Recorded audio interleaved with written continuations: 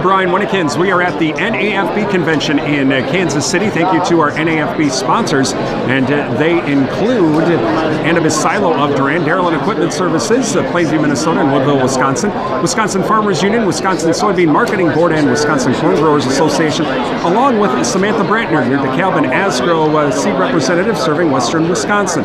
We are in the Dekalb Asgrow booth. I'm with Robert Irig, and we're going to talk a little bit about Asgrow and some of the interesting things happening with them today. And Robert, thank you for joining us. Let's talk about some of the seed results, some of the results from some of the field trials. Some good news, really, for Asgrow. It really is. It's still early. There's still a lot of beans to come out of the field. We don't have all of our information and data in, but the early results indicate that we've had a really good performance year and a very consistent year in our Asgrow lineup.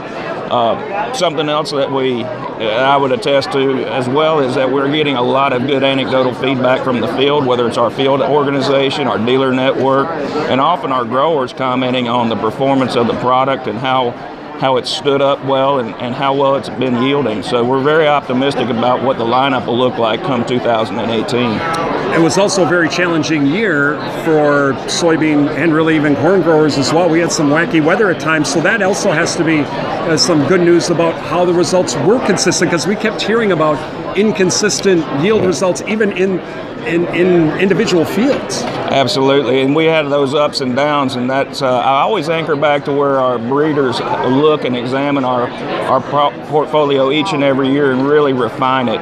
And they've been doing that for decades, and I think we're seeing the culmination of that show up in the consistency of that performance, whether it's hot, dry conditions or wet conditions or variable conditions throughout the year.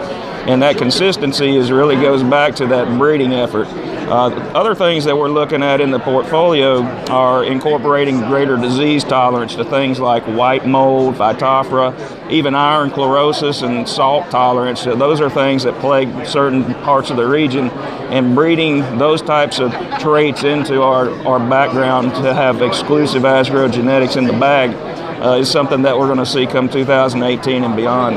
Well, you mentioned the white mold issue in northwest Wisconsin. There was big concerns about that. We did see some, but it didn't seem like it was bad as it could have been.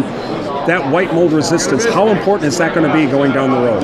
I think any time that you've got a situation, and it doesn't always happen year in and year out, but if you can always be aware that it could happen, you always want to make sure that you're breeding with that in mind. And so I know white mold has popped up time and time again, and it's something that our breeders take a very strong look at in terms of our screening for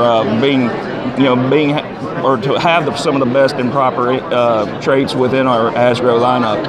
Talking with Robert Irig, he's with Asgrow Seeds, talking about some of the things going on with Asgrow now 2018, along with the white mold and some of the other traits. What are some other new things coming down the line? Well, sure. We obviously launched Roundup Ready to Extend technology in the Asgrow bag and a number of other varieties and brands this year.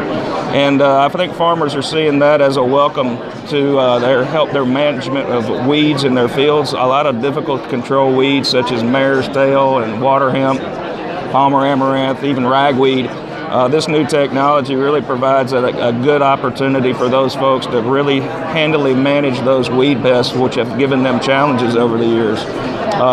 With that said, a complementary program that we launched, which is Asgrow Acre Plus, it basically it provides the growers an incentive to include the use of residual herbicides into their weed management program. And I think that's important from the standpoint of we want to see these products have a long life and extend way out into the future.